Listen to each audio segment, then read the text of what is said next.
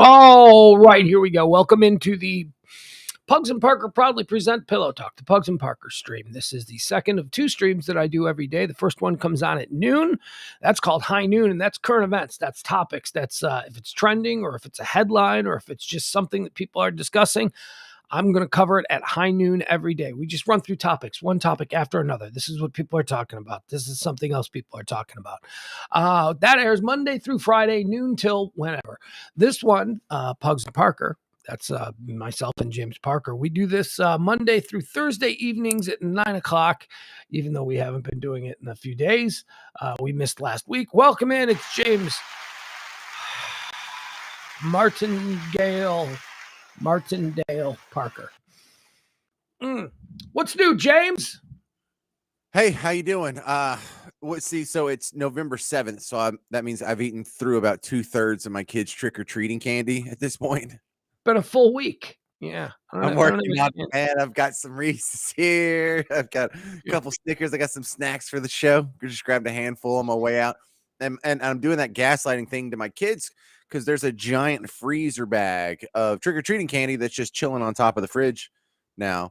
And the kids have to walk by it every day, and they see it kind of slowly shrinking, and they're eating some of it, but they're not. Yeah. Is Quinn getting? Are some of the other kids getting some, and I'm not getting some? No, man, that's me. There's a whole lot of candy not accounted for, at least among the ranks of the children, because the kids all know what the other kids are eating. You know what I mean? They're keeping tabs. They try very much. Oh boy, they are so concerned with how much they're. But you're the X factor. They have no idea how much you're taking out. So right, and they are familiar with the system that's called the dad tax. It's based on the Byzantine Empire and their system of taxation, basically. And the dad tax is a very real thing, and it's starting to horrify them. what do you mean? They're getting worried about the bag. Like, what's happening? What's happening to all our candy? Oh, I thought you meant other examples of the dad tax, but yeah, no, that should concern them. Now, did you marry all of their individual bags together, or do you have to keep, like, I don't know, you got 15 kids, you got to keep 15 different bags? What happened? Did they all get dumped into one big pile? Well, there ended up being family booty. They had some on their own, and they were not trusted with it. After like a day, we found wrappers. Oh, yeah, like, you can't take that stuff into their own room. It has to be locked up and accounted for. But my question is, each kid with their own individual bag, did you put it all into one giant hefty bag, and now there's a big community bag of candy? Now there is, but it was after they ate through about half of it. Because on November 2nd, we did a sweep of the whole property, and there were candy wrappers in the side yard. There were candy wrappers in the garage. There were candy wrappers behind the toilet. There were candy wrappers under the sink. There were, like, there was just candy wrappers all over the place. Because I have 4 kids and my house isn't huge, so we kind of got pissed, and we did make the community freezer bag on top of the now, when you say you found candy wrappers, do you mean you just found them on the carpet, just on the floor, just dropped, and just have a piece of candy, eat it, and just throw it whatever? We found some of them like in the middle of the backyard. It's like, well, that's okay. That's outdoors. They can be pigs outside. I don't get my kid. I don't understand the thought process that goes through his mind when let's say he's over in the big house and he's watching, he's playing like a VR game, right? So he's got the headset on and all that stuff. This kid just walks around eating candy and just throwing the wrapper. There is a trail of wrap. Like, he cannot be bothered to find a garbage can. Now, he knows that what he's doing is wrong. But what I find so fascinating is that in that moment, he is making a conscious decision to be an asshole because he knows he's not supposed to just throw his candy wrappers on the floor. And it just astounds me. It is his shamelessness with just his willingness to be a complete pig. Just throw it. You have to chalk it up to it's a thoughtless. It's not like an overt. Like, he's a passive a-hole, not an active a-hole. No, I disagree that it's thoughtless. I think thought goes into it. I think that he knows right from wrong. He knows that he can't just throw garbage on the floor, but in that moment, he makes a split-second decision because he does think about it, and he just drops it on the floor. And that's what amazes me. You're trying to absolve him of some of this, but I'm just stunned that he is so shameless and aggressively making the wrong choice in that moment. Right. But in my situation, when the kids are eating the candy, it's not like they're thinking, "Oh, my dad told me not to eat candy, so I better get Snickers Snickers and eat it. F that loser. I don't have to listen to what authority means dick to me. There, no, Snickers are delicious, and I want to eat one now. It's it's not, Yeah. a direct assault on my authority, but I do find No, it horribly disrespectful, and it it's makes me want to thump them, just like not like they damaging, want it. demeaning. Like, no, you are still a child, and I am the adult, and you are not going to eat candy all day. But even that action that you just described of your kids, that's not thoughtless. There is a maybe it's a split second, but our minds work incredibly fast. There is a moment where they decide they want it. They know they can't have it because you said no. Now this is where the respect comes in, and they've made a decide, fuck you. And they're just gonna eat it anyway. In that moment, that's the And that's way. how it feels. That's exactly how it feels. And Yeah. that is how it should feel. And they've also made them, they've done the math and they've figured out that this is one of those weak ass sins, right? Like they can get away with this. And you're not gonna go, no, you're gonna lose your shit on this one. But this one they can absolutely be disrespectful and don't give them the slack on this. They considered it. They know exactly what they're doing, and they've decided once again, fuck you, dad, and your rules. I'm eating the Snickers bar. The I love lack it. the lack of effort in hiding the wrapper is what I take personal, because if they hid the wrapper, then you could make the case that, There's an effort. yeah, hey, I wanna eat this Snickers, but I don't wanna hurt my dad's feelings. I don't want him to feel disrespected. Yeah. I don't wanna be upset. I don't want him to know that I didn't, follow his dictates or whatever, and I don't take him seriously. So I'm at least gonna try and hide it. And on some level through this action that they have at least a bit of a conscience, right? They have a bit of an understanding of right and wrong. So they've gone through the efforts to try and hide their shortcomings, which is that sometimes they make the wrong decision. Well, and I also find it highly disappointing because I'm a guy from Chapel Hill, and y'all don't know what that means, but just it's sketchy. It's like mesquite. And you know what? If you're gonna be a criminal, be good at it. Don't be a damn idiot and Right. leave. You have Yeah. evidence laying around and just get busted that easily. Uh, Idiot. I have had that conversation with my son when my son gets in trouble for stupid stuff. But what really upsets me is because I know he's a little con man, right? I've spent my whole life with him. I know that he manipulates the truth in order to, get what he wants and all that kind of stuff. He's good at it. Fun game. But when he gets busted dead to rights with no thought, with the evidence right there, it's like, what are you doing, man? There are going to come times in your life when you are going to have to be shady. I'm sorry. I want you to be a nice person and you're going to be a nice person. But, to survive in this dog eat dog world, sometimes you got to be a bit crafty. You got to be better than just leaving the evidence. You got to be better than just getting caught red-handed doing something stupid that you knew was wrong. At least show me that you care. Cover it up a little. Right, and they need to be able to be, and I don't want to say they need to be morally flexible, but in this world, sometimes you're gonna have to give the doorman $100 bill, or you're gonna have to, grease the guy who's doing the air quotes inspection, make sure your handicap stall in the bathroom's not wide enough, or go ahead. Jen Hernandez. This is the show where it's cool to call your son an asshole. I call my son an a-hole all the time in the best possible way. It's not, I guess it can't be anything but pejorative, but lovingly, my kid's like, he's a little idiot, little a-hole. So don't get on me, Jen. The thing is I know it sounds rude to call a kid an a-hole, but it fits so perfect, and it's okay to call them that because this isn't your final judgment. Their brain hasn't stopped developing. They're in the process of learning how to not be an a-hole. That's what being a child is. Going from being a baby. A baby is a total a-hole. Total a-hole. Only care about themselves. They will just scream and fill up the room with noise until they get what they want. They just poop anywhere they want. No regard for anyone else's needs, sleep patterns, anything. And so, yeah, it's all about them. 100% it's about them. We are born now. I'm not going to go too far on this, but I have long believed that we are born terrible. Humanity at its base essence is terrible. It's a feral animal. It is difficult to be a good human being. And it takes 30, 40, 50, 60, sometimes 70 years for people to go from being the worst possible creation, which is a human child, selfish, thoughtless, me. That's all they want. And then don't even, let's not get started on a 7 or 8-year-old. I mean, when they start developing crap, I mean, it is hard work to be a good person. So yeah, babies are terrible humans. They're really inconsiderate and selfish. And, they're lucky they're cute. It's the only thing they have going for them. All right, I think we put a nice little bow on that. Yeah, there you go. That's good. By All the right. way, that explains the candy you're going to see me eating from time to time, too. I don't have any candy, but I do have pie. Hey, how's the show going? How's mansplaining?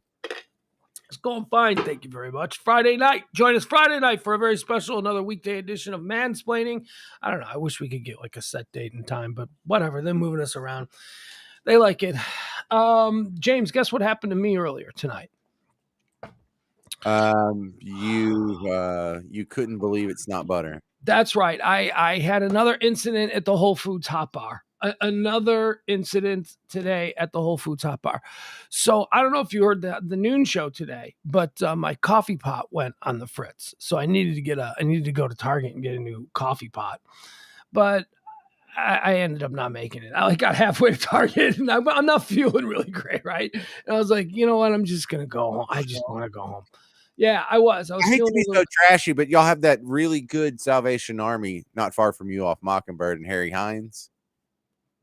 Is that a really good thrift shop? Fantastic. It's not all pick through, and it has all the rejects from Highland Park.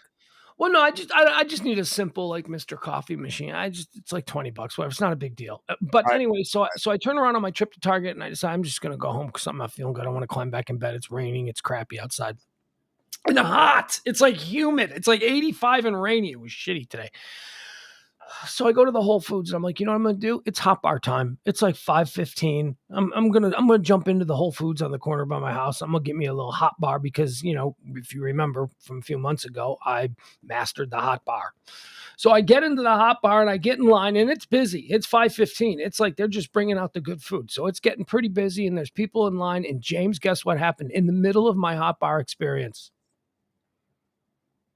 You saw an ex-girlfriend. I forgot how it worked. I forgot what it was. I was like, wait a second. Do you weigh this? You don't, or is it a flat rate? And I totally forgot how it works. So I had to bail out of the whole thing in humiliation. And I just got a piece of pie. I just bought a piece of pie and took it home. So I got a piece of pie that I'm going to watch later tonight. Man, that is humiliating. Well, do you remember how it works now? I don't. What is it? It's either, I don't think it's like the school lunch cafeteria where they would weigh your shit and you'd pay by, what it was.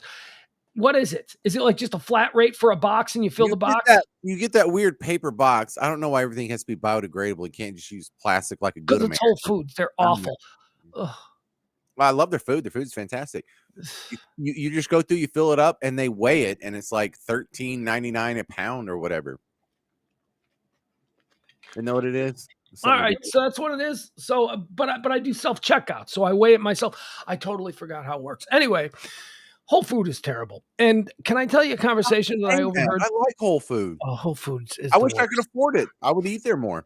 It's terrible. The food is terrible. The food is all organic. It's all expensive. They have no good brands. You can't buy. They have a great beer section. Okay, there you go. Beer section and hot bar. I'm with you for the beer section and the hot bar. You're absolutely right. Beer section, hot bar, and they got some nice slices of pie for like $5, which would be like $2 at Kroger. But whatever, it was convenient. It was right down the street, and I wanted pie.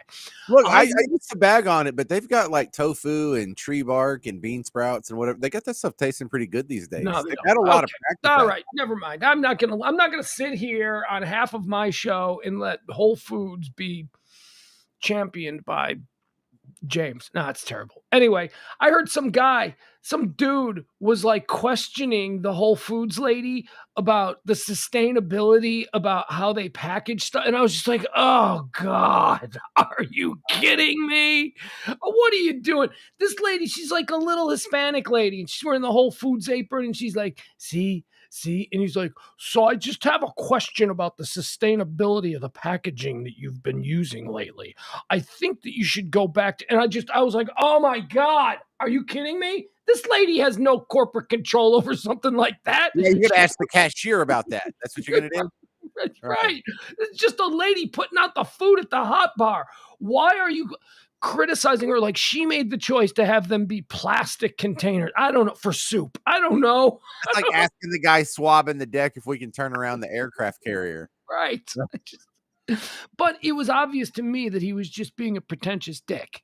That Of he course, was just and making sure that people heard him. Yes, that is exactly what it was. He was making sure that everybody else.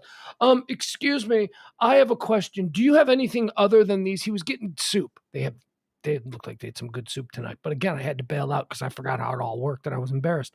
So he goes, he wanted soup and he picked up the plastic soup thing. It's a plastic lid. It's sealable. You got to take it home. That soup, it's hot. It's going to burn through. It's going to melt through. You know what I mean? It's soup. He wanted like paper. He wanted like one of those wax paper things that you get from like a Chinese restaurant in 1962. It's like they don't make that stuff anymore. What? Hey, just cup your hands and I'll put it in there. Hey, so Adam Reyna said, I have a topic for mansplaining. It just scrolled off because people are nice and comment. What was his topic? I was going to ask him, Adam, would you like to share your topic? He could call in with it. That's how we do it. I don't want to, but I would love to have Adam call in. Adam is an old school pro at the radio call-in show. Phone number, or does he have the phone number? That's whatever. I'm not worried about it tonight. All right. So what did we miss? Is there anything that you want to go over? We haven't done a show here. Yeah. So there was some stuff that we were supposed to do Adam. when you first got sick. There was some stuff we were going to do, and then we haven't been on, and I still kind of want to do that. But now I'm kind of stalling to see if Adam can. Oh, he's calling in. Yeah, he's going to call in. We're not worried about it. Adam go first then. All right, well, what do you got? Go ahead. No, go ahead. You do. Yeah, I think we accidentally found one of the great legal loopholes of all time, because I had heard like urban legend of this, but then I saw with my own eyes that it happened like last month in Florida. A guy found what might be a loophole to a drunk driving accident. Oh, no. Did you and I talk about this? You and I talked about this personally, right? Okay. All right. Yeah. Go ahead. Oh, he's not going to call in tonight. He'll call in on mansplaining. Yeah. There's no way for him to call in tonight, James. This is a stream. Well, he could tell us what the topic is. No, let's just save it for the show. Let's not marry the shows. Let's just keep going. All right. Now tell me about this guy, because we talked a little bit about it on the phone. Mm-hmm. So it's Saturday night. It's 11:30 p.m. There's a strip in like Venice Beach, Florida, or something like that. And a guy hits a parked car. This car is parallel parked. And he just pulls in beside it, or pulls up behind it, hits it, gets out. And he's like, oh my God, that's really bad. And then he notices the car that he hit has people in it. So he goes, oh my goodness. And he sees them and they see him, and they're like, he was kind of stumbling, sort of acting drunk. And he went across the street into the bar.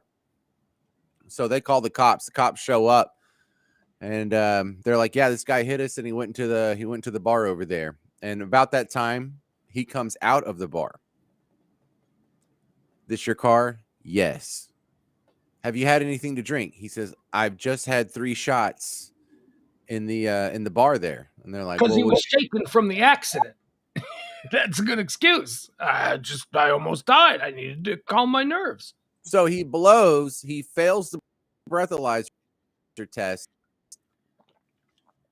but the cops are stuck because how to prove that he was drinking before the accident and he didn't just fail the breathalyzer test because he had 3 shots in the bar. This guy come in here and he's like, yeah, it's the damnest thing. He came in here, he ordered 3 shots, and then he just pounded them back to back, like right in front of all our faces. And we kind of clapped a little bit. And, that's how they remembered it. Some guy shows up and just pounds 3 shots, tip your cap. You'll remember that guy when the cops come ask him. Yeah. Right. And so, look, I don't recommend breaking the law. I don't recommend driving drunk. But however, if you get into like a minor fender bender, and you are looking at this as one of your options, you'd be interested to know that he can still be charged with hit and run. He can still be charged with leaving the scene of accident. He can still be charged with all 10,000 kinds of other things, none of which are nearly as brutal as the punishments that come with a DWI. So while I don't applaud what he did, I don't recommend what he did, I'm not telling you to do what he did. It was funny how in the little algorithm of, the least bad options he has after he gets in the accident, he might have just pulled off something that's really kind of a cute little legal loophole. Might have, but probably not. And here's why I would tell you this, because what you're describing is all of the stuff that they have at the scene. That's just what the eye test is. You show up at the scene, you see this. All right, aren't they going to investigate? Aren't they going to ask around? Where are you coming from? Let's talk to some of the if people there's you a were with. trail, If you like were at a restaurant, let's get the bill for the restaurant. exactly. Let's So if see he what just you came from a ordered. Buffalo Wild Wings where it's like 4 Right. pictures on his tab, then Yeah. he's probably dead. But if it's just me leaving Pug's house after the Cowboys beat the Bears again, You're right. In that all right, scenario, you're probably all right. But I think most people, especially now with traffic cameras, and you can see if he's swerving. maybe. You can do all kinds of things. It is a fun little loophole that you describe. I just see that there are probably some flaws in it. If like, especially in the case it caused an accident. If it was an accident with an injury, you better believe that not just the local police department, but at that point the county gets involved, and now you have different resources. And they're gonna, yeah, if somebody's injured, you're not just gonna get away with it like that. But who knows? I'm always interested in these little stories because I hear about guys who like there was this guy I worked with at the moving company in Dallas that we went drinking after work, and instead of driving home, he was plastered. So he got in his car and he put his keys in the ignition, and he was like, "You know what? I don't think I can do this." So he reclined his seat and laid back, right? And then he remembered because we had just had a conversation. If you're going to sleep in your car, don't have your keys in the ignition if you're drunk, because even if you're not driving it, that's what DWI is. So he pulled his keys out, threw them in the passenger floorboard, and went to sleep. And then, sure enough, a cop taps on his window a little bit later. He doesn't know how long he's been asleep. He just passed out because he was drunk. And that actually saved him. And he told the cop the truth. He's like, "Man, I had too much. I'm not going to drive home." They're like, "Are the keys in the ignition?" Nope. Yeah, I've heard that as well, but I think different states have different rules. Like I know that in Illinois, it wasn't if the keys are in the ignition. Like the keys had to be in a completely different area of the car that you could not reasonably access. So people would put their keys in their trunk. Like in Illinois, if you pulled over on the side of the road when you were drinking, you would pop your How would trunk. you get him out? Well, a lot of people can pop the trunk from the inside of the Okay. car. You have a So, trunk. Yeah, or people would also do this. They would put them on their back tire. They would pull over to the side of the road. They would take their keys and they would put them underneath the fender and on the back tire, and they'd go to sleep. And that way they could say, "Look, the car hasn't moved. I put the keys there, officer. You have proof that the car hasn't moved, and they're not within arm's reach of me." So those were all little tricks that it's not a trick. The most important thing to know if you're trying to beat a DUI, and unfortunately, if you find yourself in this situation, the best advice that I ever got was don't blow. Don't give them any evidence. And always remember you're being recorded. And that's a tape that a judge is going to look at. So what do you want the judge to see? Do you want him to see you going, "You guys, man, you know who I am? My dad." You don't want that. Shut your mouth. Don't give them anything to go on. If you are drunk, shut your mouth and don't move. Just sit still and be quiet. Give them a static, because they're gonna look for signs to prosecute you. And when the judge is looking at your case, he's gonna look at that video. So good video, and don't give him any evidence. Don't blow. But also, don't drunk drive. Don't drink and drive. But if you do, those are the two it best. ends up happening at some point. You actually go to a bar and a ferry doesn't take you home, and you have to actually go home in the manner with which you got there. Then it's good to know some certain things, just legally speaking, your rights that you're entitled to, sort of. That's why pro athletes all get arrested for it. They don't blow, they don't do anything. They just immediately get arrested. Just, I'm not going to give you any evidence. Take me in. I know my next 12 hours are going to suck, but Oh, my license is going to be suspended for 6 months. Ooh, you got me. Yeah. So you'll be Ubering to practice. James, all right, so I got a question. I got some questions for you. I found these questions, and I was thinking about it because I don't know if it was with you or during the High Noon Show or possibly during mansplaining. But I talked about how I don't know anything about women's reproductive organs. I don't know anything about, I know what I like. I know what I need to know about the female downstairs. You have a kid. What's that? You have a kid. Well, I mean, I know where babies come from, James. I'm up to speed on that. But like the plumbing down there, I don't know what does what. I don't know. There's a couple of different things going on there. I don't know. I don't know what I admitted a couple of weeks ago.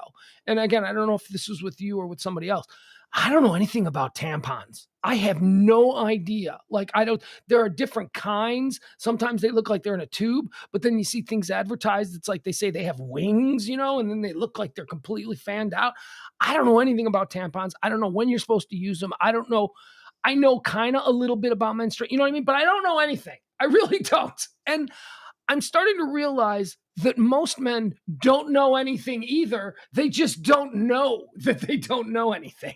So let me give you a couple of questions, okay? And let me see if you know the answers to these, okay? Yeah, I feel pretty confident in this challenge. So here's the first question for you. James, can a woman pee with a tampon in? Question is for James Parker. Can a woman pee when she's wearing a tampon? Yeah. Oh, Why? yeah. Why? Not the same hole. Okay, there you go. That's very good. That's very good. They taught me in medical school. In fact, that's what it said in the textbook, not the same hole. 7 out of 10 men get that question wrong. 7 out of 10 men. Are you kidding me? No, no. Shut up.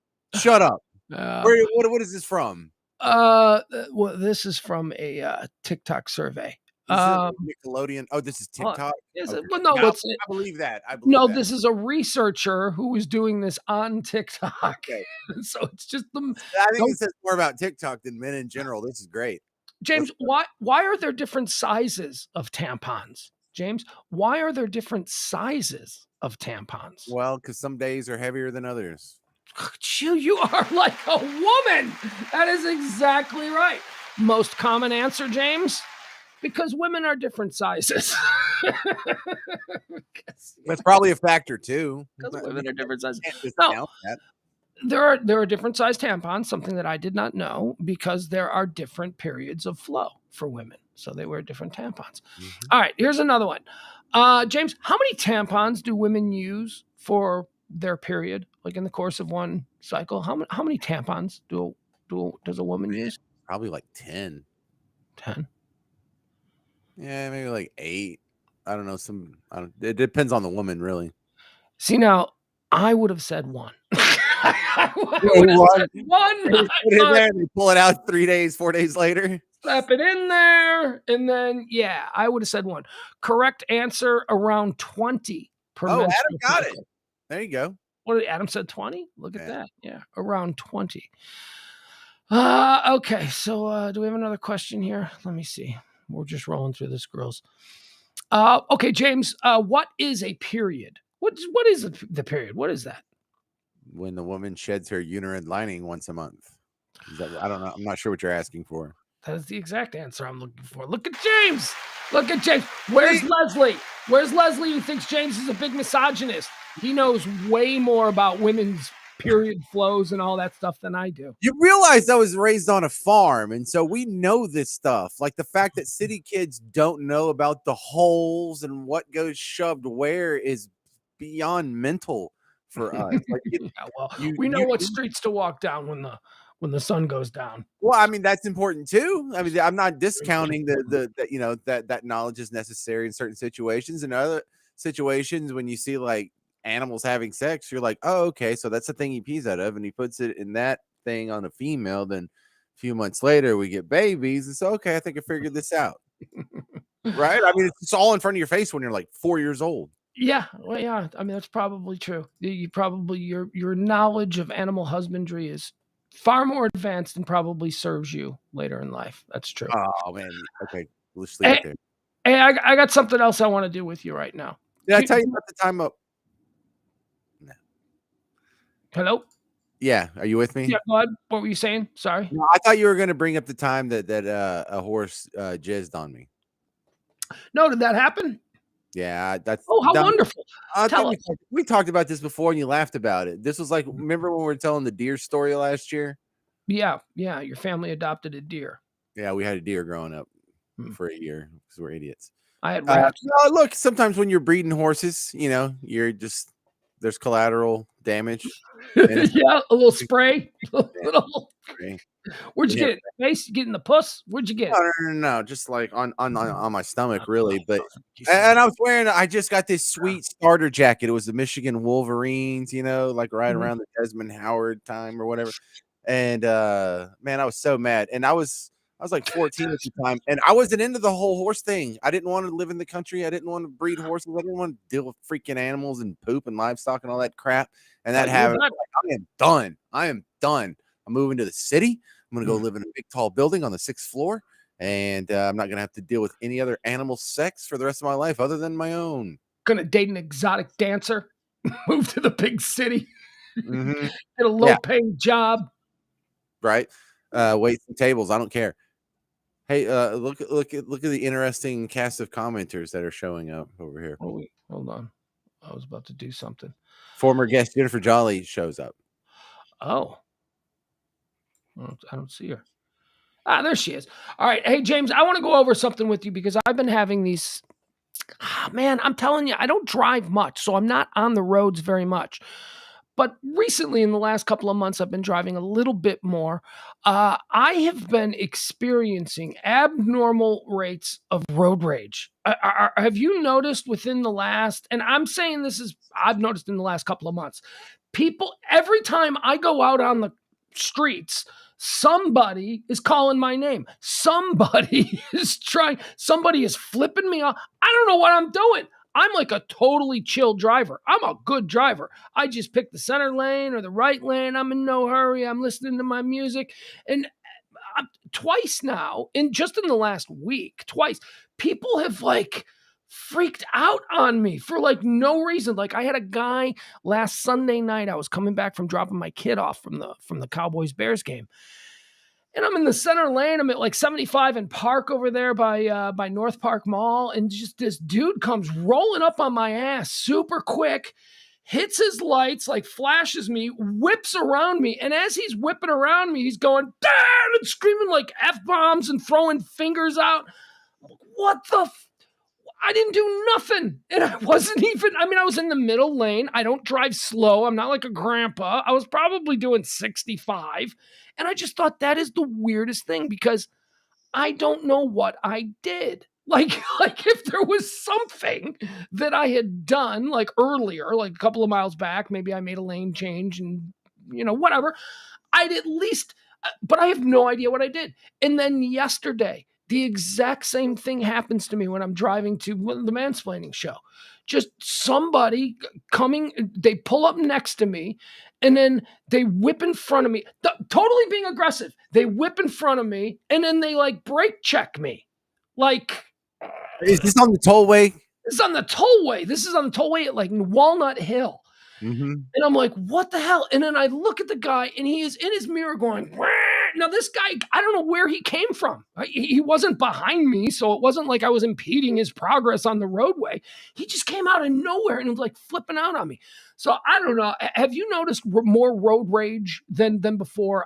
I used to be bad with it too. I would answer road I rage with think more road rage. I think this might be a little more Dallas specific, but I think one of the things that would be the counter argument to that is all these people that have road rage. I'm starting to notice a pattern is that none of them are dicking around on their phone.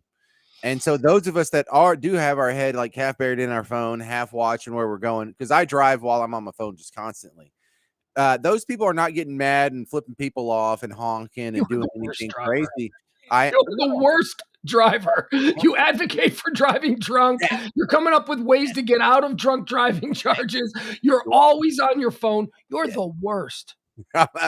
I have an amazing driving record, though. It's so crazy. You can think that I'm the worst. You can theorize that I'm the worst, but my record is pretty crystal clear On that more paper. people should follow my behavior recommendations when they get behind the wheel of a car, one of which involves regular use of the phone. Now, when you're doing that, you're not jacking around at 83 miles an hour on the tollway trying to weave in and out, trying to get through as fast as I possibly can because That's true. I don't want to waste any more time like these other pedestrians. I get to go faster than everybody else.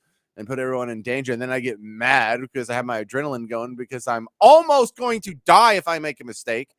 And people that are on their phone, they're not doing that. They're driving 5 miles under the speed limit. They hit cruise control. They get in the right lane, and I just hug that right line, and I'm just jacking around on my phone. You know what else is something that's pretty consistent with road ragers? They almost all drive shitty cars. It's almost always like somebody in a shitty car, just losing their absolute You nut. start to think that until you see the dude in the Ferrari, or until Nah, you I've never see seen that. okay. That guy whizzes by, but he doesn't, he's in his own world. He might be doing 120 on the tollway, but you get out of his way, he's in a Ferrari, for crying out loud. I'm talking about the dude in the 15-year-old Toyota, who's got all kinds of very strange bumper stickers that don't tell me anything about him. All they tell me is that he's a bit schizophrenic. Calvin's got to be pissing on something. Calvin's pissing on something. Yeah, it's just crazy. So I've got this example of a little road rage incident that was captured on video. I want to share it with you. I thought there's no sound to it, so we don't have to worry about the sound being garbled and echoed. Wait, I think hang on. I hate to nail you on this, but did you agree or disagree with me that people dick around on their phone are generally safer and less likely to be these road rage a-holes? Oh, I disagree with you. I agree with you that they're less likely to be the road rage a-holes because they're distracted doing something else. I don't think they're safer. Your contention that they're safer is where I push back, but they're definitely not road rage. I think you agree with me. I'm pretty sure you agree. Here, watch this. Let's watch this breakdown. And again, we don't need any sound on this because there is no sound on it.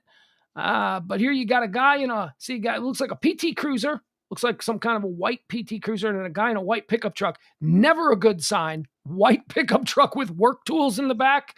That guy's always just a boob hair away from being trouble on the roads. All right, James, what do you see in here? It seems like already I like the cameraman's work. He's not jittering back and forth, but he is kind of panning with the action. Whoa! Yeah, see that? Okay, so here we go. So he's trying to get alongside of him. God only knows what happened with these two. It looks like the guy in the PT Cruiser tries to force him in the oncoming lane, and now he's out. All right, he's out of the car. So we see him. Now here we go. Look, that's the confidence you have when you're running after a dude in a PT Cruiser. This is crazy world. This is a dude who's not thinking, because I'm thinking I'm acting crazy, and that guy's gonna know I'm acting crazy. This is how people get shot, right? We're not rolling the dice here. Just roll with the stereotypes of the dude driving a work truck and a dude in a PT Cruiser. Who's gonna win? You pick your fighter. He's not thinking shit through. Dude in the work truck is not thinking shit through. He doesn't like his life. All emotion, right? He's half drunk every morning when he wakes up, a little hungover. His mornings are awful. Everybody at work thinks he's a dick, He's divorced, right? His kids hate him. He's not really interested in being a father to his 13-year-old daughter. And it's all his bitch ex-wife has probably just given him some bad news about the weekend or something, who knows. And this fucknut in the PT Cruiser just gets on his last nerve. So now he's going to take out all of his ills on the dude in the PT Cruiser. Let's see how this plays out. White rage. Oh! right. I guess there's not a window there. I hope there's not a window there. Let's watch that again. He comes in with this is the delivery right here. Bam. Bam. Now look at him. Now he's bam. All right, he's got dude's captive in the front seat there. Oh, now he's out. All right. He's a skinny dude. We get to see this guy finally. Skinny dude. The other guy was very blue collar and workmanlike with a dad bod. Stereotypes are fitting. This is a skinny dude in a PT Cruiser. Let's see how this plays out. He chases after him. He's not backing down. Oh, there they go. Okay. It appears skinny dude has landed a debilitating blow against work truck guy. Wait, he did? How do you tell that from this? All right, watch. Because what you'll see is right now you see skinny guy getting out of the car and chasing after him. Okay. And then the next thing that you will see between the two cars involved is work truck dude stumbling. He's just been punched in the face or something. So watch that. He goes. Now he's going to hit him. Boom. See him? Okay. Oh, okay. I had him mixed up. Okay. Right. So work truck dude has now work truck dude who landed some initial bombs is now paying it. Yeah, you know what I mean? He's paying for that. So we go again. He's landing the bombs, work truck dude. Skinny guy comes out, boom. He must land something big because look at him. He is Boom. Oh, and he went down. You could tell that he went down. And skinny dude is back up. He's getting in the car. Oh, here comes work truck dude. Oh, they're going. Oh, no, they're going at it again. Here they go. All right. All right. At this point, oh, did you see that? If he hit his head, it's over. Did he hit his head? Let's watch that. Head, man. You got to tuck your head. One more time. Yeah, you got to chin to chest, baby. When you're falling backwards, chin to chest. You don't want to double kiss that head off the cement. I couldn't tell. Could you tell? Hang on. I'm watching specifically for that. Oh, here he goes. He's about to get thrown. Yeah, it hit. It bounced. Okay, he's a little stunned. All right, dude's getting in his white PT Cruiser. He's green. The light is green. Get the hell out of there, son. You didn't do anything wrong. Black man's just having a fun time watching it. How lucky he doesn't know what he's doing. Yeah, no, he's in trouble. He's in trouble. He's stumbling around in traffic. All right, well, there you have it, ladies and gentlemen. That's a nice little bit of road rage. That's a good one. No one got really hurt. No. Now, in the asshole seemed to have lost. The instigator, the guy who, did that super aggressive, going to cut you off at the stoplight, then he jumps out of the car. And in the early stages, the first couple of rounds, it looked like the aggressive work truck dude was going to be the victor on this day. But no, don't count out skinny dude. Skinny dude in PT Cruiser whipped his ass.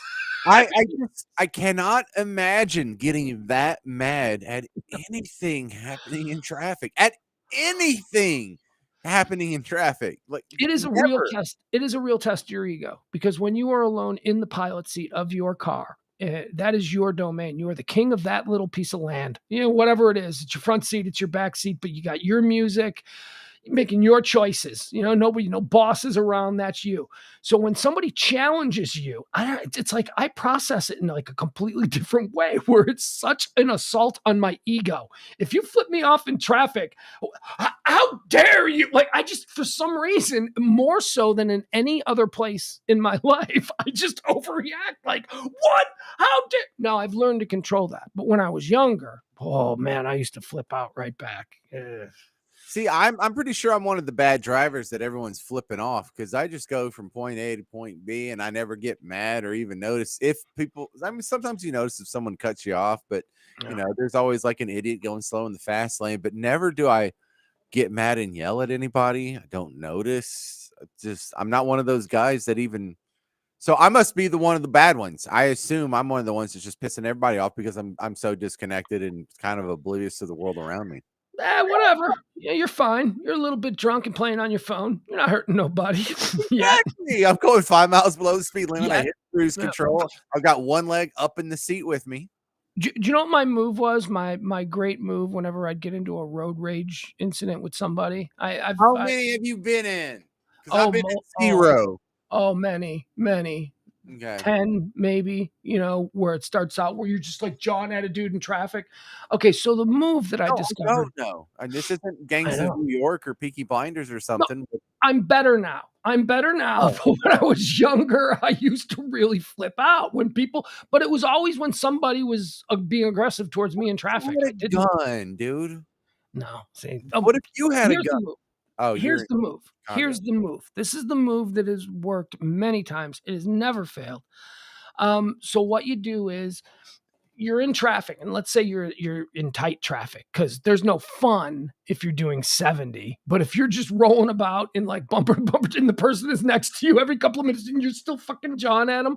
All right. So my move was this. In traffic, I would stop my car and I would tell the dude that I was beefing with to pull in front of me. I'm letting you in. Pull in front of me. And then I'd like point at a parking lot.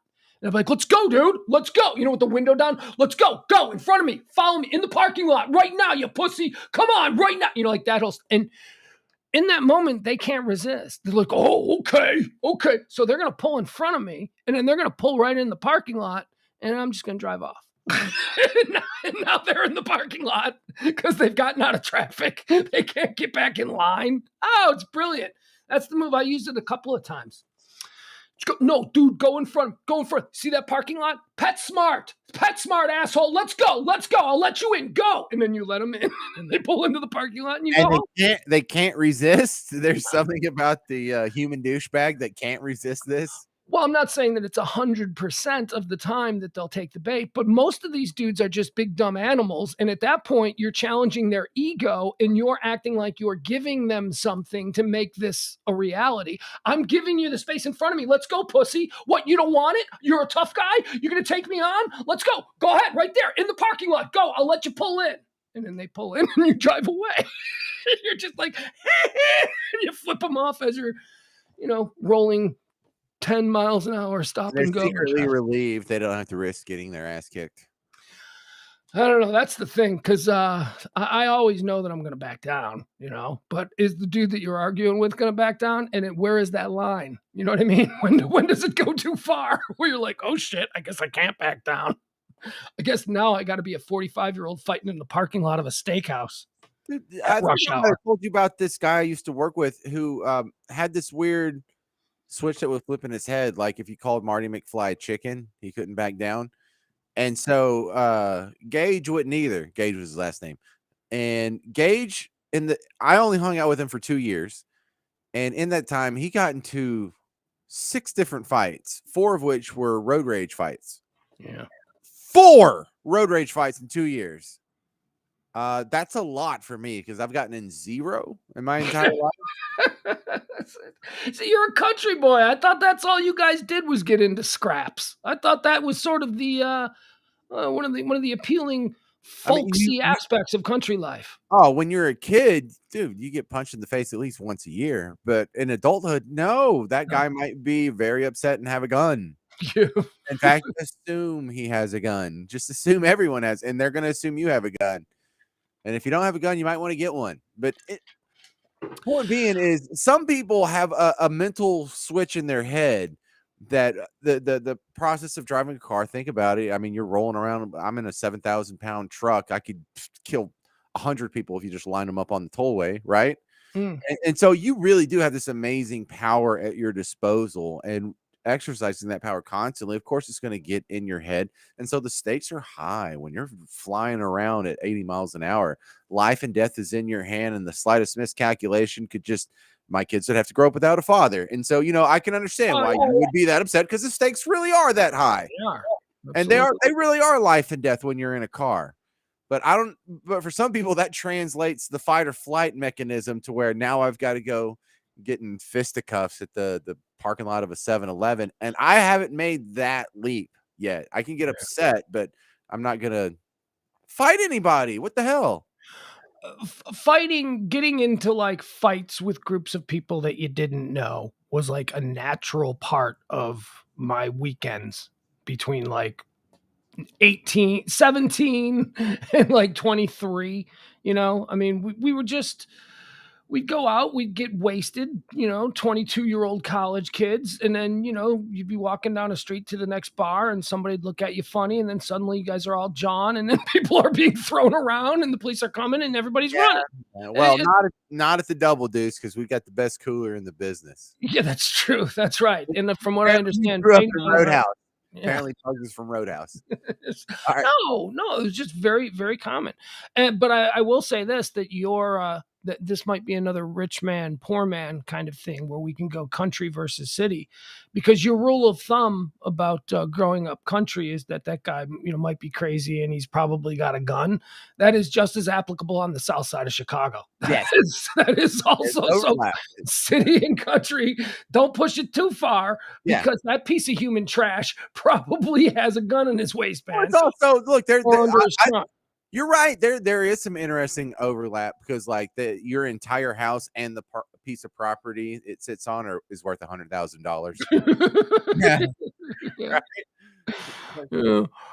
Although I'd also say that, well, no, you keep a gun in your car. Yeah. Yes. Yeah. That's another. Keep a gun There's in a gun in your vehicle at all times. Yeah. There's a lot of fertile ground to flesh out there. What is this comment from Jeff? Did you pull this up for a reason, or? Oh yeah, Jeff was telling road rage stories. I just put it up there. One time, dude was nearly touching my rear bumper and finally passed me and brake checked me and sped off just to meet a cop a quarter mile up the road. Oh, it feels good, doesn't it? I love it. I love it when you see an asshole do something and then Then you see a cop catch him. Like, I know you think I'm just like an a-hole with no empathy whatsoever. But Oh, but I love you. oh, right. But like I'm not a guy who gets mad at driving. In fact, I'm full of love. I'm a Yeah. very No. warm-hearted driver in the fact that I pick up hitchhikers. You're an emotional vampire. You don't get too crazy in any direction. You're just incredibly stoic and broken inside. It's not a bad thing. It's just who you are. I'm also broken inside, but I'm broken to the extent that I'm a bleeding heart pussy. But you are on the other side of that. That's fine. Nothing wrong with that. Well, I I've never told you. Have I ever told you the hitchhiker stories? Because there's a Yeah, few. yeah. I've told you that I think that this is another incredibly fascinating aspect to your private life that you that you are enthusiastic about giving rides to transients, which is not something I would recommend anybody do. But please But it indulge always works out great. No one's stabbed me so far, and so far. I have picked up some weirdos, and Mhm. I can't say I have like some lifelong friends, that I've made out of the endeavor, but it's good for a good story. And if big dumb idiots like me aren't going to pick up hitchhikers, then nobody is. Nobody should, James. That's the point. Well, You how should are they going pick to up get where they're hitchhikers. going? How would Janis Joplin get from New Orleans to Baton Rouge if not Oh for that no, you're trucker? right. There are a couple of examples that would disprove my contention, but all right. I'm trying to think if I got anything else here. Oh, by the way, and all the times I picked up hitchhikers, none of them was a hot chick. Isn't that the weirdest thing? Hot chicks always have a ride. If you're beautiful enough, you will get a ride. Someone will give you a ride. Isn't that Yeah, weird, Pugs? It's almost it like could a be it talent. could be the wrong ride. You're the likelihood that it's the wrong ride, I think, increases when you're a beautiful woman hitchhiking. Yeah, no one's ever given me a ride with ulterior motives, right? Right? Trying to See. get in my pants. Yeah. Yeah. All right. The last thing I wanted to mention today. I don't know what this is, James. You explain this to me. So over the weekend, we had another one of these celebrity deaths. Aaron Carter, the Carter family, the Aaron Carter. Carter's little brother. Nick Carter's little brother, exactly. I didn't know that until Saturday. I just I didn't Oh, know which one was like I didn't know which one was I didn't know which one was the Ben Affleck and which one was the Casey Affleck. You know what I mean? I didn't know which one was the he's Sylvester the Casey. Stallone and which one was the Frank Yeah. Stallone. But in the Carter family, there is one that is significantly more high profile, and that would be Nick Carter because he was a Backstreet Boy, right? Mm-hmm. Yeah, I just learned all this. Aaron Carter was his much younger brother, not much younger. He was like 34 or something. He was found dead in his bathtub over the weekend on Saturday, drowned in his bathtub in his Lancaster, California home. A couple of interesting tidbits from this. One, dude, like Nick Carter, like Aaron. Wait, who is this? Aaron Carter? Aaron Carter. He bought a house and moved back to California from wherever he was living. He was living in like like a normal person's neighborhood. Like his next door neighbor was probably a school teacher, and on the other side was probably some dude who worked at a plant. You know what I mean? It was like such an odd blue collar, and it was just so random to have like like, oh, you know who lives there? Nick Carter, one of the Carter. It was just odd, but whatever. He's probably conserving his money, and at this point in his life, he's 34. He had enough to buy what I assumed was like a $200,000 house in like rural white trash California. Because that's kind of where he was residing. Well, I don't think anything's $200,000, and this is kind of a rural white trash community, but it is on the ass end of the Hollywood Hills. So The it's backside. That's where it yeah. starts. You start to get out towards Pasadena and some of the more exurbias. Yeah, the price, the class of living drops significantly on the other side of the Hollywood Hills. But anyway, neither here nor there. The point of the matter, I just thought that was interesting because he still had enough money to have a dog walker and a live-in maid. So he lived in kind of a funky aluminum siding house, and he had a live-in maid. But here's what I thought was interesting. He died. One of the drugs or one of the things that he was doing was Aaron Carter was found huffing compressed air. Okay. So apparently they found all of these cans of compressed air. Do you know what that is? What is that? I don't know what that is. Is that some new drug that kids are doing? Or is this what we used to call whippets? No, the compressed air is the same idea, but it's not the nitrous oxide whippets. Compressed air has something else in it, and it's the stuff like you spray your keyboard. Hold on. Can I just address Jeff? I think he's being a troll, but no, my whole point is that he's not a rich guy, Jeff. The point is that he had blown through all the money that he made when he was 19, and I thought it was interesting. He's not a rich guy. Trust me, if he could have lived in a much bigger house in Beverly Hills, he probably would have. I'm just saying. All right, go ahead. That just bothered me. So so Aaron Carter is one of these guys that was in the shadow of his older brother, Nick. and then he kind of he tried to do the Mark Wahlberg thing where my older brother was in a boy band, so that's going to naturally give me some attention that I wouldn't have otherwise. So I'm going to try to use this to launch my own little pop career. And I remember him having a song, if not 2 or 3, like some collaborations or whatever, but it was only like a 1 or 2 year span where he was relevant. And then he tried to do that thing where he turned into an adult. Remember when he stopped being Marky Mark and he was Mark Wahlberg? Mm-hmm. Well, Well, he Aaron became a Carter, Calvin Klein model in between. He had the hit with Good Vibrations, and then he became like this sex symbol with the Calvin Klein ads. And then he got his movie break. And then by that point, he had just lapped his brother Donnie. Now Donnie's like the lesser brother. And for Aaron Carter, that didn't work out for him. You know what I mean? He never really surpassed.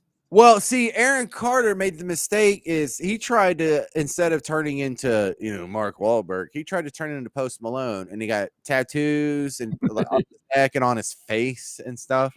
Face tattoos, yeah. Yeah, face tattoos. So either you better be Post Malone or you've got nothing else going on because you're not going to be in anything from, you're not going to be the dumb dad in some Nickelodeon sitcom. You got face tattoos. You've totally narrowed your ass out. And now that you're 34 with face tattoos, there's not a market for you to do damn near anything. No. You can't even work at Foot Locker, dude. No, you can't.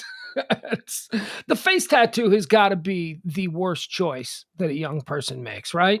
That's because there's no going back from that. Unless you're banking on, and I don't think we're anywhere near this point yet, but I would assume that there is going to be some sort of breakthrough in plastic surgery or something where you're going to be able to get rid of tattoos, right? We're not there yet. Like it's a process. Like if you want to get your tattoos removed, there is a process that you can go through. But I've seen it with mixed results, and it's I think you're absolutely right because the whoever the Elon Musk of tattoo removal becomes is going to be probably richer than Elon Musk is now. yeah. Because in like 10 years, this is not going to be cool anymore. It's going to be like, what if your parents wore bell bottoms and then they couldn't take them off? Yeah, forever. Right? Or a polyester leisure suit or something like that. Oh boy, hold on, wait a second. I'm trying to pull something up. I was talking with Schwartz on mansplaining about this very subject about tattoo removal, but the other big one, like tattoo removal will be a multi-billion-dollar industry if they could ever perfect it. If it was easy, if you could just go in and get it taken off in like 40 minutes, right? That would be a huge thing.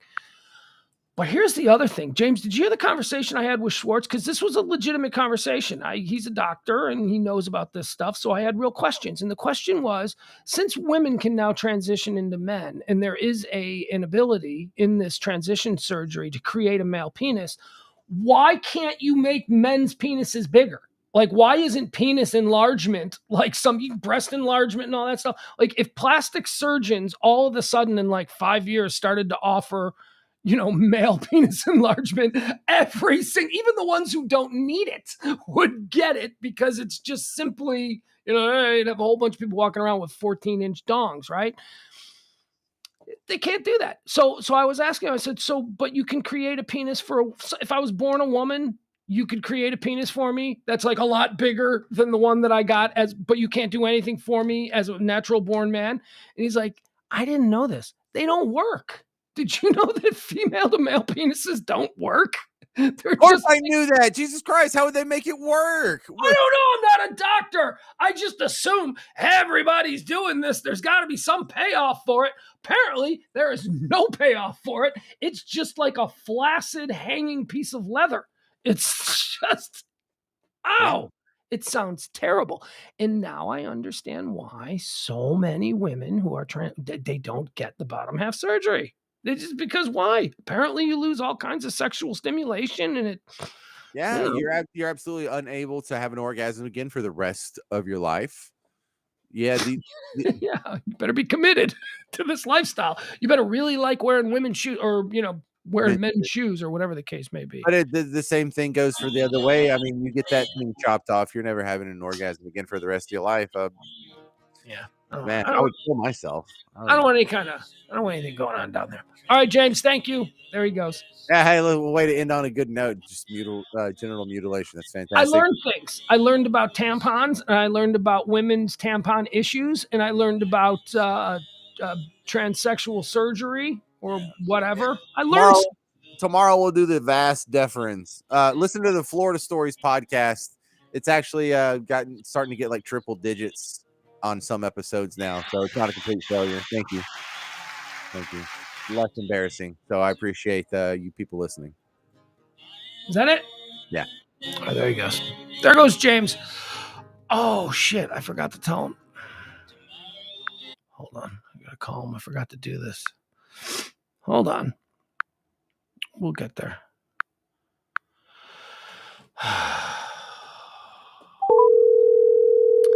He signed off. What? All right, you signed off too quick. We're not doing a show tomorrow. Okay, fair enough. Because I got a kids football game. But this will probably be the last Tuesday we won't be doing a show. Because okay, I think the season's over. Okay, thanks. Bye. There he goes. There he goes. All right, so we handled that. There is no Pillow Talk show tomorrow. Probably the last Tuesday where we won't have one. I've been taking them off for other obligations. There is no high noon show tomorrow. There'll be no shows whatsoever tomorrow unless when I get home from the doctor, maybe I'll do like a late afternoon thing. We'll see. But also, tomorrow's election day, and everybody's going to be ginned up to talk about elections, and I don't want to see that stuff. I don't give a shit about election day. I don't care. It's just so... So, I'm gonna go to the doctor tomorrow. Hopefully, I'm gonna get this prescription that I'm taking fixed so that it'll allow me to sleep. They say they can fix it. So I got to do that tomorrow. So no high noon show tomorrow. And then, like I said, obligations on Tuesday night. So, but then Wednesday, everything back to normal on Wednesday. Wednesday, Thursday, Friday, all that. All right, guys, thank you so much, and we'll check in. If anything big happens, I'll jump on. I still do that, like a big breaking news, but we haven't really had anything that's... All right, we'll see. All right, love you all. Have a good night's sleep. Bye-bye now.